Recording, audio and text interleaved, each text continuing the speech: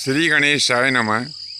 तो प्रिय बंधुओं, इस प्रकार से रानी दमयंती उन व्यापारियों के दल के साथ में चलते हुए और ग्वालियर के पास में जो वर्तमान में चंदेरी नाम का कस्बा है, यह चंदेरी नाम का कस्बा प्राचीन समय में चैदी नाम के राज्य की राजधानी हुआ करती थी। तो चंदेरी नाम के उस कस्बे में आकर के व्यापारी लोग तो अपने अपने व्यापार में लग गए, परंतु रानी दमयंती अपने पति को खोजने के लिए और उस नगर की सड़कों पर इधर उधर पागलों के समान घूमने लगी। तो एक दिन क्या हुआ कि राजा सुबाहु, जो कि उस समय चंदेरी के नरेश हुआ करते थे, उनकी पत्नी की दृष्टि रानी दमयंती के ऊपर पड़ी। रानी को दया आ गई, विचार किया कि यह कोई भले घर की स्त्री जान पड़ती है, शायद किसी विपत्ति की मारी हुई है। तो उसने तुरंत अपनी एक दासी को भेजा और दमयंती को अपने महल में बुला लिया।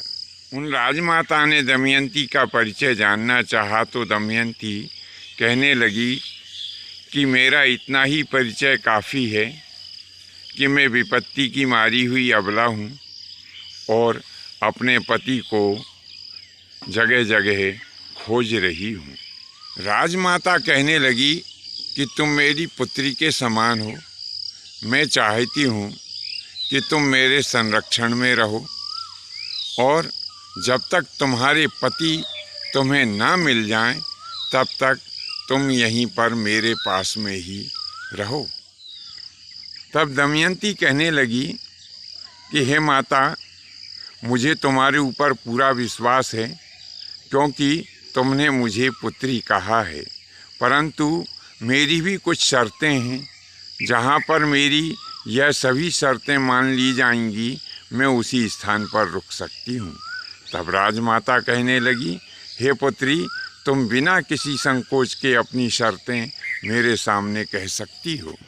दमयंती ने अपनी पहली शर्त रखी कि हे माता, आज के बाद में कोई भी मेरा परिचय नहीं पूछेगा कि मैं कौन हूँ और कहाँ से आई हूँ। दूसरी शर्त मेरी ऐसी है कि मैं कभी किसी का झूठा नहीं खाऊंगी। तीसरी शर्त मेरी है कि मैं कभी भी किसी के भी पैर नहीं धोऊंगी।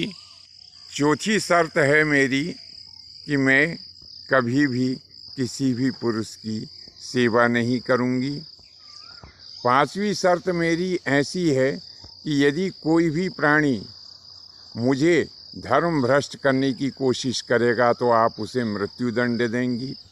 और मेरी अंतिम शर्त है कि मेरे पति की खोज में आपको मेरी मदद करना पड़ेगा। तब राजमाता कहने लगी, हे पुत्री सुनो, यह सब शर्तें हमें स्वीकार हैं। राजमाता ने आगे कहा कि हमें तुम्हारी सभी शर्तें स्वीकार हैं, परंतु हमारी भी एक बात तुम्हें मानना पड़ेगी। हमारी जो पुत्री सुनंदा है, तुम्हें उसकी दासी के रूप में रहना पड़ेगा।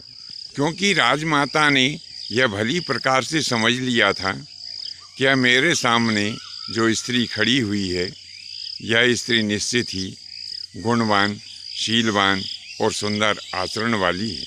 यदि यह मेरी पुत्री के साथ में रहेगी तो निश्चित ही इसका जो प्रभाव है मेरी पुत्री के ऊपर भी पड़ेगा।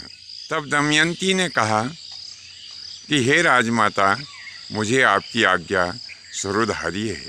मैं आपकी पुत्री जो सुनंदा नाम से विख्यात है, मैं उसकी दासी बन करके ही यहाँ पर रहूँगी। बंधुओं, आज के लिए बस इतना ही। शेष फिर अगले भाग में नए विषय के साथ में उपस्थित होंगे। आज्ञा दीजिए। धन्यवाद। जय माता की, जय परशुराम जी की।